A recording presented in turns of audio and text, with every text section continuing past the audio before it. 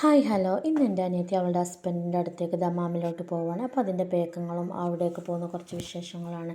അങ്ങനെ പാക്കിംഗ് ഒക്കെ ചെയ്യാണ്. പാക്കിങ് കഴിഞ്ഞതിന് ശേഷം അവൾക്ക് 5 മണിക്കായിരുന്നു വീട്ടിൽ നിന്ന് ഇറങ്ങേണ്ടത്. 8:45 ആകുമ്പോഴായിരുന്നു ഫ്ലൈറ്റ്. പക്ഷേ ഫ്ലൈറ്റ് ഡിലേ ആയതുകൊണ്ട് തന്നെ വൈകിയായിരുന്നു അനിയത്തി ഇറങ്ങിയത്. അവൾ പോകുന്നതിൻ്റെ സങ്കടങ്ങളും പറയും. ഇത് അവളെ കൂടെ പോകുന്ന അവളാണ്.